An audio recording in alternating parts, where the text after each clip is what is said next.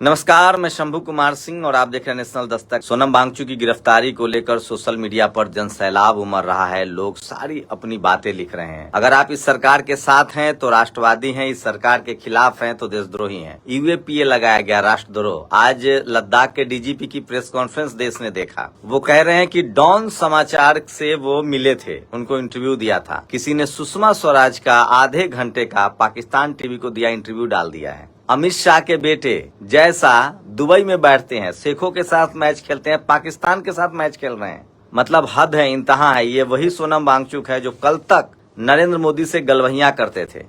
सारे टीवी अखबार के पत्रकार उनकी रिपोर्ट करते थे और आज उनको देशद्रोही कहा जा रहा है। वो बुद्धिस्ट हैं, ट्राइबल आदिवासी समाज से हैं और क्या अपने राज्य के लिए, अपने समाज की बात करना, वो तो एक लद्दाख की बात कर रहे थे पूरा। तो सरकार पहले कहा गया कि इनके पास विदेश से नाजायज फंडिंग आ रही है। तो सवाल है कि गृह मंत्रालय क्या कर रहा है, इनकम टैक्स ईडी क्या कर रहा है। अब उनका नाम पाकिस्तान से जोड़ दिया गया है। उमाशंकर सिंह ने लिखा है कि बात नहीं बन रही थी तो पाकिस्तान से जोड़ना बहुत जरूरी था। तो आप भी सावधान रहिए, इस सरकार से सवाल पूछेंगे तो आपका नाम पाकिस्तान से जोड़ दिया जाएगा। आजकल सोशल मीडिया पर बंदर की कहानी आप लोगों ने बहुत देखी होगी। बंदर बहुत सारे ब्लॉगिंग करते हैं। पता है बंदर क्यों अब ब्लॉगिंग कर रहे हैं? क्योंकि लोग सामने आने से डरने लगे हैं। आपको धमकाया जाएगा, डराया जाएगा, आपका चैनल बंद कर दिया जाएगा, इनकम टैक्स ईडी की आपकी नोटिस आएगी। मुझे फिर से एक बार नोटिस आया है, कल ही आया है। तो 7 सालों से मैं वही सब झेल रहा हूं। आपको कभी भी गिरफ्तार किया जा सकता है। इस सरकार से सवाल मत पूछिए, लेकिन ये बात इस देश की जनता को समझना होगा। जनता को इसलिए समझना होगा कि आप बेरोजगारी, महंगाई, अस्पताल, स्कूल, नौकरी के लिए बात नहीं कर पाएंगे अगर आपने सरकार पर सिर्फ भरोसा किया। और टीवी अखबार की विश्वसनीयता खत्म हो चुकी है। जो आरएसएस की जाती है वही टीवी अखबार की जाती है और उसको आपके मुद्दे से कोई मतलब नहीं है। बेरोजगारी बढ़ रही है, गरीबी बढ़ रही है। आखिर गरीब नहीं है लोग तो 75 लाख महिलाओं के खाते में 10,000 रुपए क्यों डाले गए? शौक से, खुशी से। 5 किलो राशन 80 करोड़ लोगों को क्यों दिया जा रहा है? शौक से, खुशी से। अब आप समझिए कि ये सरकार कैसे कर रही है। वो चुनाव के समय पहले दारू मुर्गा पर वोट ठगा जाता था। अब थोड़ा समझदारी बढ़ी है तो आपके अकाउंट में 10,000 रुपए डाल रहे हैं। अब बताइए 10,000 रुपए 1 साल, 5 साल में आपके अकाउंट में डाल देगा कोई चुनाव के समय, तो क्या आपकी जिंदगी चली जाएगी? एक बार आपके घर में कोई बीमार पड़ा, सरकारी अस्पताल नहीं है तो आप लूट जाएंगे। आप अपने बच्चे को प्राइवेट स्कूल में 10 साल 10,000 में नहीं पढ़ा सकते हैं। 10,000 रुपए में क्या आपका पूरा जीवन चल जाएगा? लेकिन अगर आपके लिए सरकारी स्कूल, सरकारी अस्पताल अच्छा हो जाए तो आप लाखों रुपए साल में बचा सकते हैं। आप सोचिए तो किस तरह की राजनीति की जा रही है। स्कूल, अस्पताल, पढ़ाई लिखाई, नौकरी की राजनीति नहीं हो रही है। और ये सब सवाल आप पूछेंगे तो आपको जेल में बंद कर दिया जाएगा, आपको राष्ट्रद्रोही कहा जाएगा। आप अपने लोगों के अधिकार की बात ही नहीं कर सकते हैं। आप कल्पना कीजिए कि सोनम वांगचुक जो कल तक मतलब एक इतना बड़ा चेहरा, इतना बड़ा नाम, और आराम से उनको जेल में डाल दिया जाता है। लोग इसीलिए लिख रहे हैं कि अब भी आप नहीं बोले तो कोई आपके लिए बोलने नहीं आएगा। सोचिए इन्होंने कितना मजेदार है सब कुछ। कहा कि हम मुसलमानों की नागरिकता चेक करेंगे। बिहार में 65 लाख लोगों का वोटर लिस्ट से नाम काटवा दिया। अब तो उत्तराखंड में 2 लाख रुपए का जुर्माना हुआ है चुनाव आयोग पर, चोरी की वजह से। देश ने देखा किस तरह से चंडीगढ़ में एक रिटर्निंग ऑफिसर बनकर वोट की चोरी की गई थी और यही D Y Chandrachud chief justice of India थे, इन्होंने कुछ नहीं किया। उत्तराखंड में 2 लाख रुपए का जुर्माना लगा है। कहा जा रहा है कि राहुल गांधी जो अगली प्रेस कॉन्फ्रेंस करने वाले उसमें 3 गुना ज्यादा पत्रकार जुटेंगे। तो स्थितियां खराब हो रही है। लेकिन एक बात है कि सोशल मीडिया जो है उस पर सवाल पूछे जा रहे हैं और मुझे नहीं पता ये सोशल मीडिया कब तक चलेगा, लेकिन जब तक चलेगा हम चाहते हैं कि आपको हम आपसे बात करते रहें, क्योंकि जब ओखल में सिर दे दिए हैं तो फिर किस बात का डर? जो होना है वो तो होगा ही। लेकिन मैं फिर कह रहा हूं, जब लोकतंत्र बचेगा, जब संविधान बचेगा, तभी हमारी नस्लें बचेंगी। और यूपी के मुख्यमंत्री जी का क्या कहना है? फिर से एक बार हिंदू मुस्लिम उनका फेवरेट एजेंडा, उस पर बात होने लगी है। सीएम योगी पर बनी फिल्म को 1000 लोग भी देखने नहीं गए और पोस्टर लगा रहे हैं आई लव योगी। तो ये तमाम बड़ी खबरें, लेकिन आज की सबसे बड़ी खबर है सोनम वांगचुक को लेकर लगातार लोग सवाल उठा रहे हैं, बात कर रहे हैं। सोचिए, इस बार प्रधानमंत्री यूनाइटेड नेशन में नहीं गए हैं। एक महिला अधिकारी, IFS अधिकारी हैं पेटल गहलोत, उन्होंने शानदार जवाब दिया। कुछ लोग तंज कर रहे हैं कि आखिर प्रधानमंत्री इस बार यूनाइटेड नेशंस क्यों नहीं गए। सुना है वहाँ टेलीप्रॉम्प्टर काम नहीं कर रहा है। डोनाल्ड ट्रंप का टेलीप्रॉम्प्टर खराब हो गया था। डोनाल्ड ट्रंप ने को कहना पड़ा कि मैं बिना टेलीप्रॉम्प्टर के भी भाषण दे सकता हूं। तो क्या प्रधानमंत्री नरेंद्र मोदी इस डर से नहीं गए हैं कि टेलीप्रॉम्प्टर काम नहीं कर रहा है? वैसे मैं मजाक कर रहा हूं। क्या बिहार चुनाव का दबाव है? लेकिन एक बड़ी खबर बता रहा हूं। यूनाइटेड नेशंस में जब इजराइल के प्रधानमंत्री तानाशाह बेंजामिन नेतन्याहू बोलने आया तो पूरा यूनाइटेड नेशन ने वॉकआउट किया।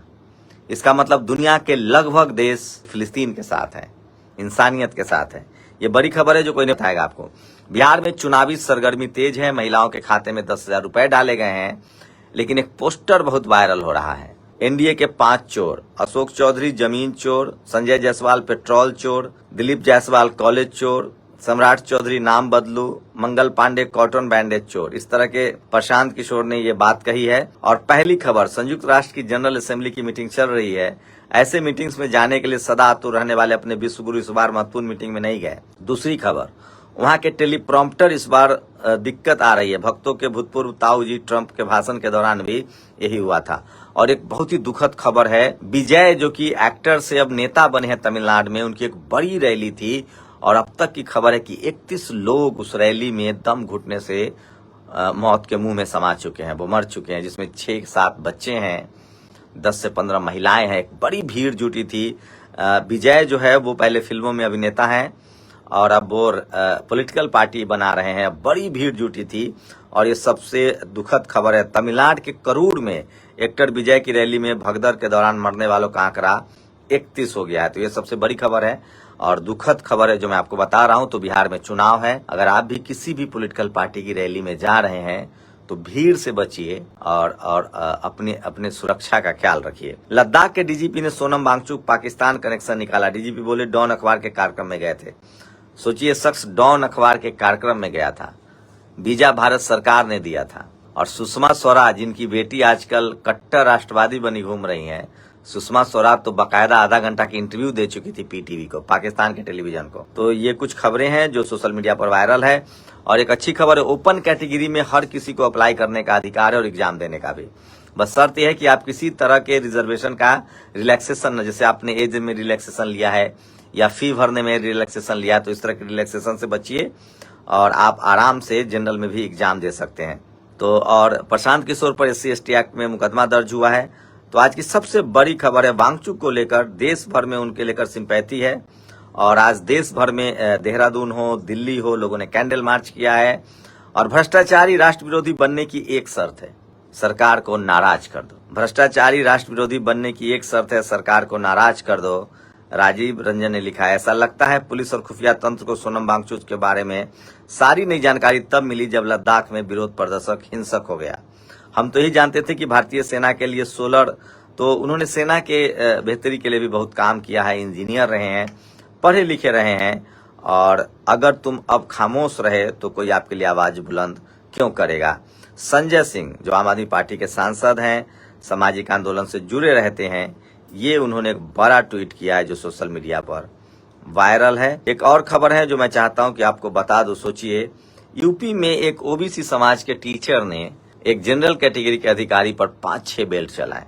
अब उस अधिकारी, पहले उनको जेल में डाला गया, उनसे मारपीट हुई, अब उस अधिकारी को सस्पेंड किया गया। पता चला कि एक महिला टीचर थी जिनका अटेंडेंस बनाने का वो दबाव बनाते थे। महिला टीचर रील्स बनाती थी लेकिन स्कूल नहीं आती थी। अधिकारी साहब का दबाव था कि महिला टीचर को कंटिन्यू कीजिए, उनकी सैलरी मत काटिए। उसके बाद हेडमास्टर साहब के साथ गाली गलौज हुई, बदतमीजी हुई, उन्होंने भी अटैक किया। अब वहां के बच्चे, जो स्कूल के बच्चे हैं, वो हेडमास्टर के पक्ष में खड़े हो गए। अब अधिकारी वहां जाने लगे हैं। अब सोचिए, सोशल मीडिया न होता और उस समाज के आशीष पटेल ने सरकार से सवाल पूछा और जांच की मांग की, उसके बाद अधिकारी पर कार्रवाई हुई है। तो धीरे धीरे ही सही, जो रिप्रेजेंटेशन की लड़ाई है वो बड़ी होती जा रही है। दलित, पिछड़े, किसान, आदिवासी, अल्पसंख्यक जो हैं वो भी अपने हक अधिकार को समझने लगे हैं। तो क्या आपको भी लगता है कि सोनम वांगचुक सचमुच देशद्रोही हैं? यूएपीए के तहत गिरफ्तार किया गया है। कल तक 300 सरकार के सभी मुद्दों पर वो समर्थन थे। मैं फिर कह रहा हूं, किसी पार्टी का मत बनिए, भारतीय बनिए, नहीं तो आप जिसके आज भक्त हैं, कल आप मुसीबत में होंगे और सवाल पूछ दिया तो आप भी राष्ट्रद्रोही कहलाएंगे। मान्यवर साहब की एक लाइन करके खत्म करूंगा। वो कहते थे कि लोकतंत्र में मजबूत नहीं कमजोर सरकार चुनिए, और लोहिया कहते थे कि वोट का राज छोट का राज होता है। लोकतंत्र रहेगा, संविधान रहेगा, तो हो सकता है कि फिर कोई चाय वाले का बेटा प्रधानमंत्री बने। सोचिएगा जरूर। शुक्रिया। नेशनल दस्तक की आपसे गुजारिश है कि अगर इसको बचाना चाहते हैं तो नेशनल दस्तक को सब्सक्राइब करने के लिए रेड कलर के सब्सक्राइब बटन को दबाएं, फिर बेल आइकन की घंटी दबाएं। नेशनल दस्तक को बचाने के लिए बहुत जरूरी है कि हर खबर को शेयर करें, लाइक करें, कमेंट जरूर करें।